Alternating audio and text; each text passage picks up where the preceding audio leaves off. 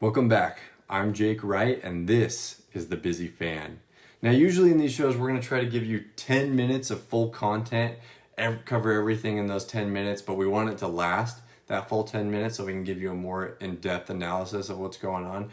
However, in the world we're living in today, there's not a ton of sports news, so there may be some days that we don't have anything to report and post about, and there may be other days that we will get a video and a message out, but it just won't be the full 10 minutes because we don't want to waste your time talking about nothing.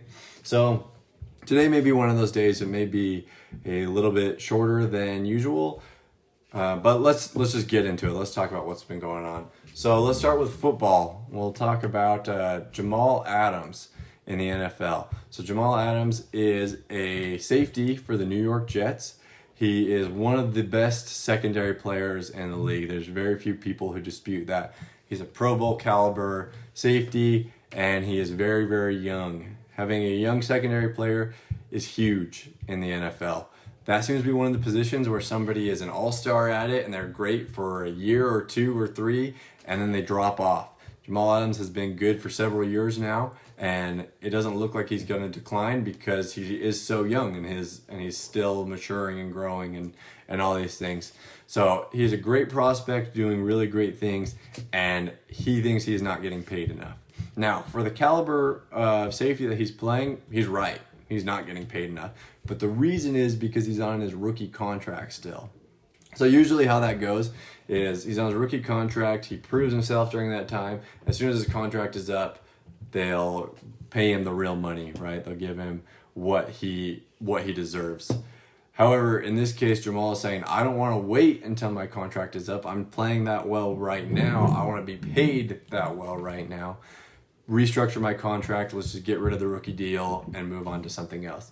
Now, the Jets are saying, hey, we love Jamal. We want him to be a Jet forever, but we just can't do it right now. It doesn't make sense to pay him that money right now. As soon as his contract is up, we're happy to give him the money that he deserves because we do believe he deserves it. But because of different financial needs and cap space and things that we're planning on doing, it just doesn't make sense to pay him that money right now.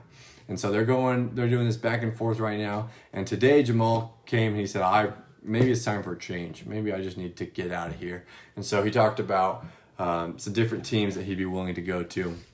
So teams that he is interested in being traded to. He formally requested a trade from the Jets, so this is getting pretty serious. He's requested a trade before, and the Jets have said, hey, no, we're not interested in dealing you.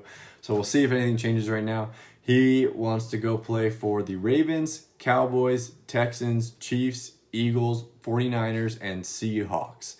Again, that's Ravens, Cowboys, Texans, Chiefs, Eagles, 49ers, and Seahawks. Those are the teams that he is interested in playing in. A lot of those teams may not have great cap space. Those are all very good teams who are paying their players really well, and they have good players on their teams.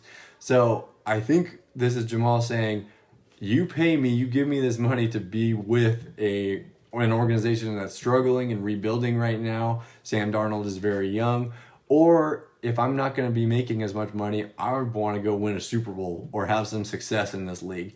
So either pay me or I'm going to go win somewhere else. Or I want to go win somewhere else. Really, the Jets have to agree to trade him and make that trade a thing.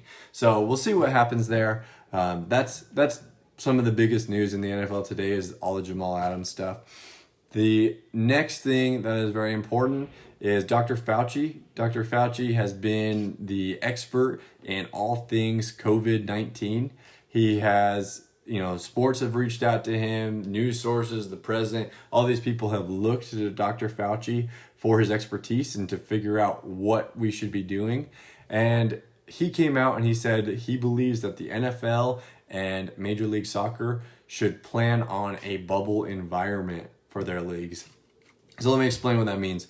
Right now, we've been thinking, hey, football is a couple months away. Things will be better by then. We may have some limitations, like we can't pack a stadium. We may have to group people in different ways or spread them apart, keep social distancing.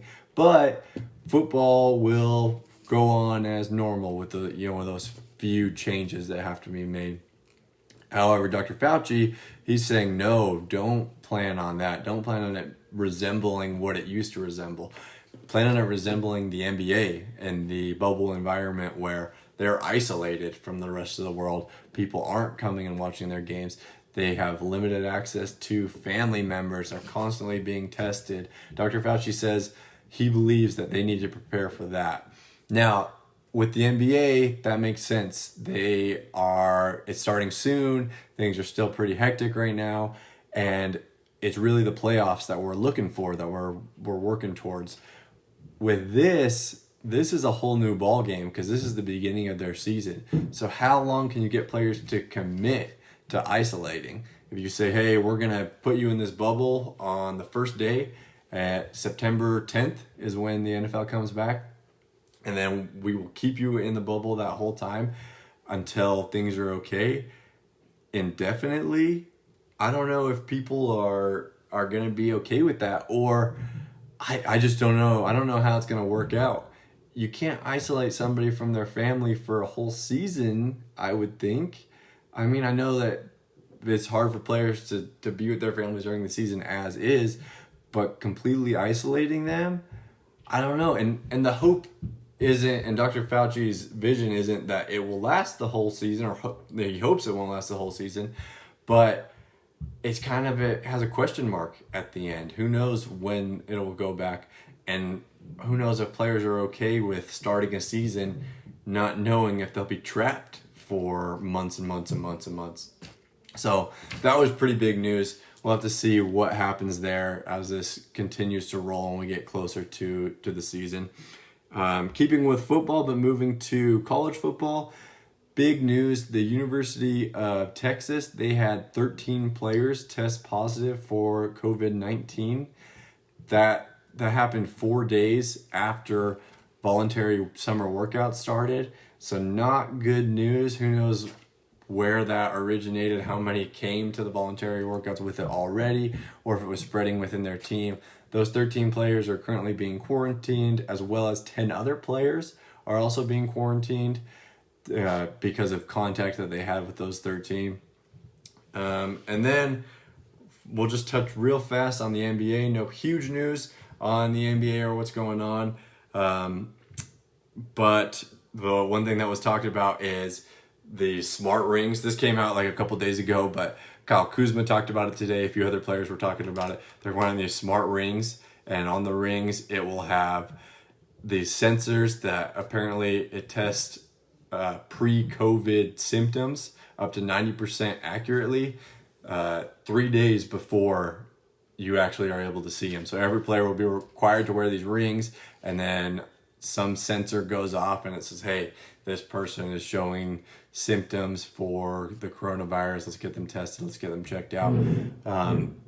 It's kind of weird. It seems like a good idea, except it also feels a little Big Brother-ish.